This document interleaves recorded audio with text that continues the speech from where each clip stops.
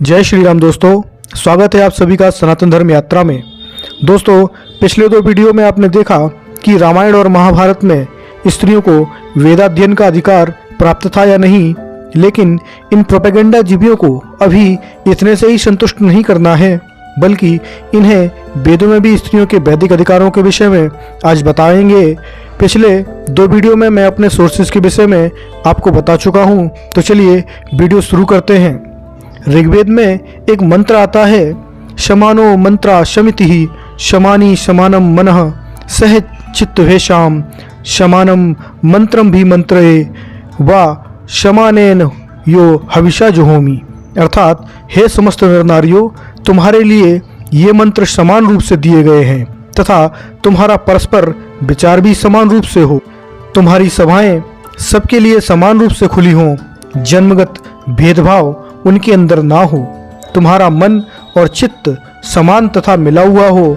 मैं तुम्हें समान रूप से मंत्रों का उपदेश करता हूँ और समान रूप से प्रदत्त करने योग्य पदार्थों को देता हूँ। अब आप समझ गए होंगे कि वेद और ईश्वर मनुष्यों में परस्पर भेदभाव नहीं करते। अब बात करते हैं स्त्रियों के वेदाध्ययन के विषय में। ऋग्वेद में एक श्लोक आता है, चौदयंती शून्यता नाम चेतंती शुम्नी नाम यज्ञम दहो सरस्वती।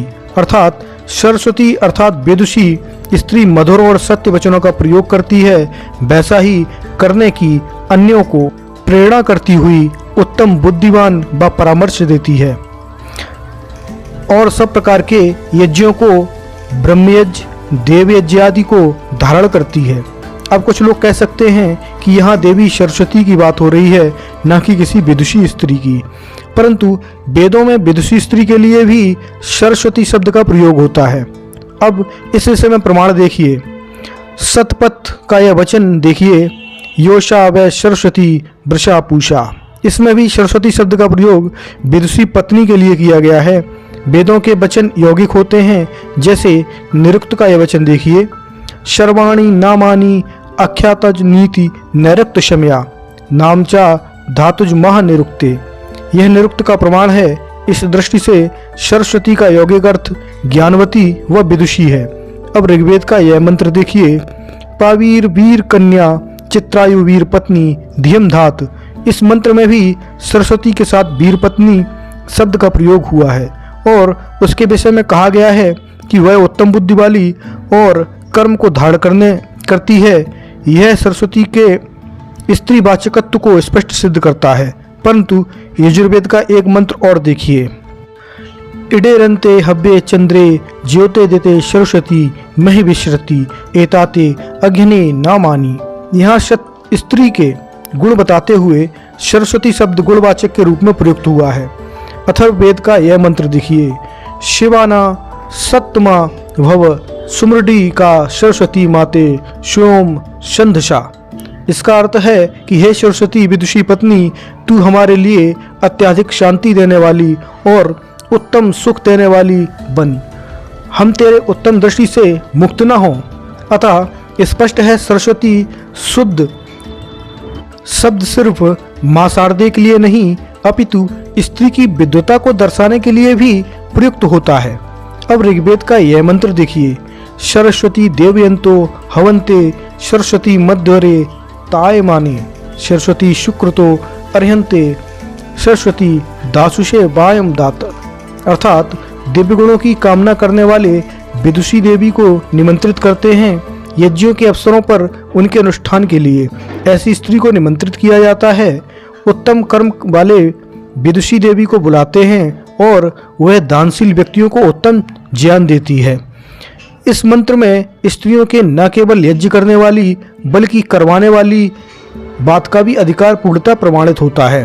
क्या बिन वेद अध्ययन के स्त्रियां ये सब कर सकती थीं? आपको यह जानकर आश्चर्य होगा कि स्त्री ऋग्वेद के अनुसार ब्रह्मा की पदवी पा सकती है, परंतु इसका प्रमाण देखने से पहले ब्रह्मा का अर्थ क्या होता है वह जान लेते हैं। गोपद उत्तरार्थ में लिखा है, तस्माद यो ब्रह्मनिष्ठा स्थात तम ब्राह्मणम कुर्वीत। अर्थात जो सबसे अधिक परमेश्वर और वेदों का ज्ञाता हो उसे ब्रह्मा बनाना चाहिए। अब ऋग्वेद का यह मंत्र देखिए, अध पश्यस्व मोपार शंतराम पादको हर माते कसपल कौशधन स्त्री ही ब्रह्मा बभूविथ। इस मंत्र में कहा गया है, तुम नीचे देख कर चलो, व्यर्थ में इधर उधर की चीजों या व्यक्तियों को मत देखती रहो, अपने पैरों को सावधानी और सभ्यता से रखो, ऐसे रूप और वस्त्रों को धारण करो कि तुम्हारे अंग दिखाई न पड़े।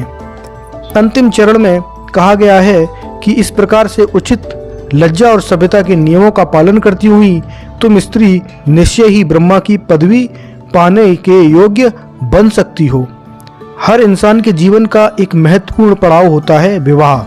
ऋग्वेद के सूर्य सूक्त में विवाह के जो भी मंत्र नेत हैं और मंत्रों को देने वाली जो है यानी कि मंत्र दृष्टा, वह एक स्त्री है और उसका नाम है सूर्या सावित्री। पर चलिए पहले मंत्र दृष्टा का अर्थ जान लेते हैं। इसके लिए एक मंत्र है, ऋषि दर्शनात् श्रोतमान ददर्शे ऋषि मंत्र दृष्टार। यह निरुक्त का प्रमाण है और जिसके अनुसार ऋषि का अर्थ होता है मंत्रों का दृष्टा और उनके रहस्यों को समझकर प्रचार करने वाला। अब सूर्य सूक्त के मंत्र देखिए। शम जंतु विश्वदेवा शमापो हृदयानिनो शम मातरिश्वा शम धातु शम दृष्टि दधातु नो। इस मंत्र का अर्थ है कि सब विद्वान लोग इस बात को जान लें कि हम दोनों के हृदय जल की तरह परस्पर प्रेम युक्त मिले रहेंगे। जगत का धारण करने वाला और प्राण स्वरूप परमात्मा और धर्म का उपदेश देने वाली धर्मोपदेशी का विदुषी हम दोनों के प्रेम को स्थिर बनाए।